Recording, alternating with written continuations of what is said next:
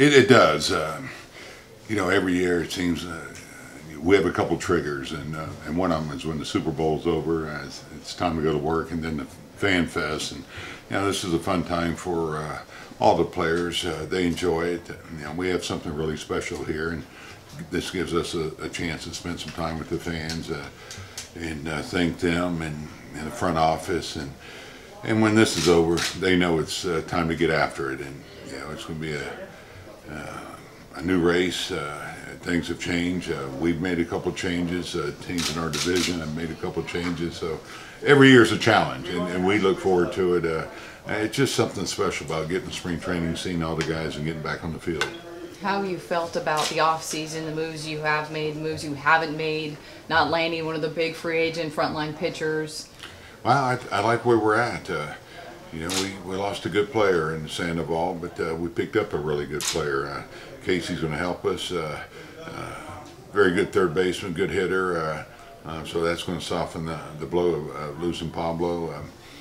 Aoki's going to do a nice job for us. He's a really good player. You know, we may not quite have the power, but we have guys who, as we say, keep the line moving. They get on base.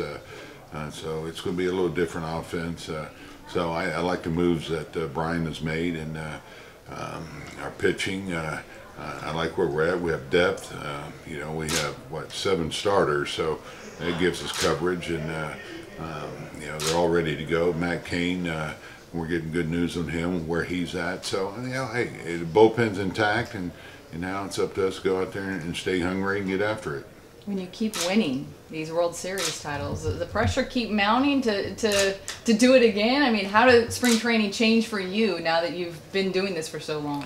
Yeah, I wouldn't call it pressure, but you know, I think when you have raised the bar like we have, you know, you want to maintain that standard, and you know, you have a lot of eyes on you, and you know, people, you know, they look at you as the best, so you know, you want to go out there and hopefully perform well and have a good year and meet those expectations, and we welcome those, but at the same time, you know, it's up to you to go out there and work hard, and that can't change. You know, it's easy to get complacent when you're riding a wave of success, so it's important that we stay hungry and work hard. Last, I wanted to ask you, you lost Panda, obviously. You lost Michael Morse. Some of those energy guys, those personality guys. You have Hunter, but how do you think that's going to change your clubhouse? Well, every year's different. I mean, you're going to have changes. That's part of baseball, and but the core is here, and the pitching, and you know, we still have most of our position players, and you know, that's the part of the game you have to deal with, and that's my job, the coaching, the coaches, for us to to maintain the culture that you have in the clubhouse, and we'll get leadership in there. I'm not concerned about that. The energy, you know, we have guys that will pick that up, and I think at the end of the day, or spring training, you'll see a little different club, but a club that's going to go out there and expect to win every day. Hey Bruce, Matt was just telling us his ripening schedule is throwing 5 days a week. What do you expect from him early in camp? You know, Alex, I look forward to watching him. I'll start with that. Seeing him throw off the mound, we'll have to keep a watchful eye on him, and knock on wood, no setbacks, and he's on schedule, to go once the season starts. And so I'm getting nothing but great news about Matt from Dave Greshner, and same with Hudson. He's had ankle surgery, so we'll probably try to take it easy on these guys early, but at the same time we need to get them ready. And but Matt needed a surgery. We're glad it's done, and so knock on wood, like I said, no setbacks, and we'll have him back. Assuming you have full health, what is your approach with 7 starters as you head to Scottsdale in terms of thinking about the season and putting rotation together? Yeah, Dave Rigetti and I we'll talk about this, and as we get into spring training, we'll have a better idea. But I think it's fair to say that a couple starters are going to start in the bullpen. So we'll have 2 long guys, and that's not a bad thing. It can help keep everybody fresh. You can piggyback pitchers. And what I mean by that, maybe go one starter 5 and let the other starter come in. They're going to help keep the back end of our bullpen fresh, and the fact that they can give us multiple innings. Petit did just a wonderful job last year in his role, and now we have 2 guys to help out there. So, it's a long season, and you usually have to tweak your rotation, give guys a break. Unfortunately, we had a guy or 2 go in the DL last year. Well, now we have that depth, and that's invaluable. Is that, I mean, the Giants publicly went for John Lester. That didn't happen. So the approach now is the 7 for 5 slots, is that a function of concern about health, or just a function of kind of how Brian thought it was best to kind of put the pitching together with versatility and depth in terms of, how to get through a season? Well, I think you have to have a little concern.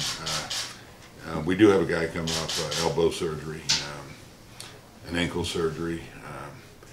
I think it's fair to say, a couple guys are getting up there in age, are veterans, and they may need a break. So we wanted coverage as far as the starters. And the one thing I have found out or learned throughout my years in this game, they're the hardest to replace starting pitchers. Your position players, you can overcome it a little bit more. But when you lose a starter, that's a tough deal, especially if you don't have somebody ready in the minor league. So now we have 2 experienced guys. If we do have to deal with an injury or maybe give somebody a break. So to answer your question, depth was a priority and why we've gone this way. The amount of innings that Madison Bumgarner pitched last season, were you more involved in his offseason routine, you, Rags, Greshner, or did you stay pretty hands-off? We stayed hands-off. I mean, our training staff, they're the ones that monitor their offseason and make sure that they're handled in the right way to be ready for the season, but also not overwork themselves. And I don't have any concerns with Madison. He's a big, strong guy that we'll probably keep an eye on him this spring. But at the same time, I always say this: we got to get him ready to go opening day. So you really don't change anything. Now, as the season goes, we'll watch these guys. If we think their delivery's changing or showing any kind of signs of fatigue, then we'll back them off. Would you be a little more hesitant to let him go 8 innings, 110 pitches, at least the early start of the season? It really depends where we're at the end of spring, how deep we got these guys. But that's normally the case early with all the starters. We get them up to 100 pitches, but, hey, if he's ready to go first game, he's 90, 100 pitches, he'll be in that 8th inning. Bruce, who is your cleanup hitter? I don't have that etched in stone yet. I've got some pretty good options with this lineup, and I'm gonna noodle on it a little bit more and fiddle around with it in this spring. Not to be on the fence with it, but I think you have to look at Posey. I think you have to look at Pence. One option's it: Posey 3rd, Pence 4th. The other one, Sure. Bell could go in the 3 hole, and that puts Posey 4th. There's Aoki could be on the back end of the order. If we think we need to change the offense, he could go at the top of the order too.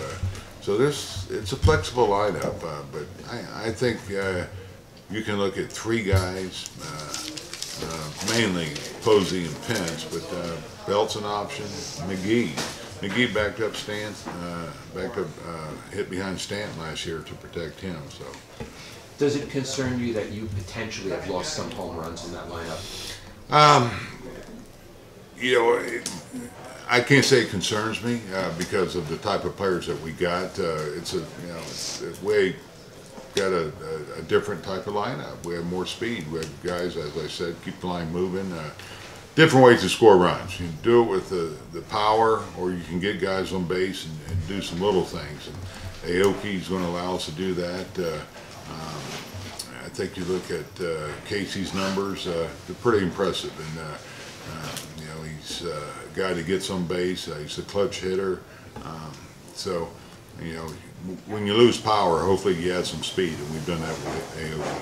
In terms of your middle of the order guys, Posey, Pence, Belt, do you want them to adjust their approach a little bit to hit for more power? Or you Not at all. Yeah, well, I want these guys to be who they are.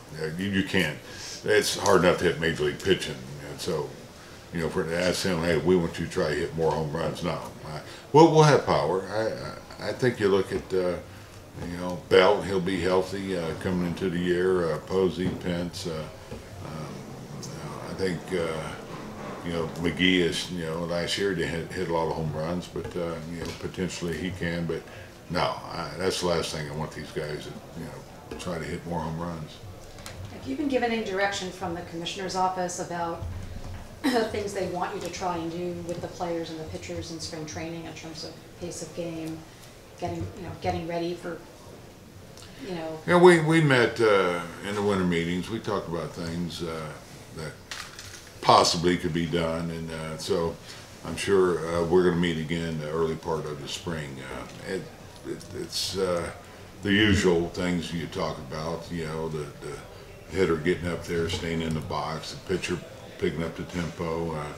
I know they put a clock in the fall league, to try to get these younger players used to playing at a faster pace. So I don't know what we're going to do yet, but these are ongoing discussions on ways that we can pick up the pace of the game, including the trips to the mound, and so right. I'm curious to see what we come up with.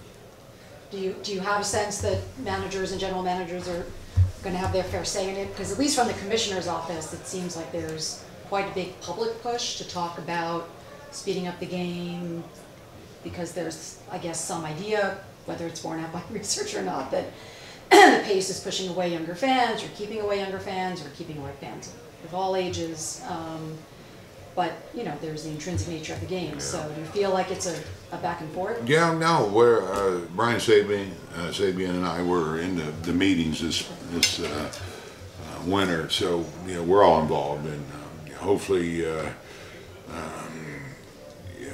between all the GMs and managers, we can come up with some good ideas on how we can pick up the game and and keep the interest with our younger generation.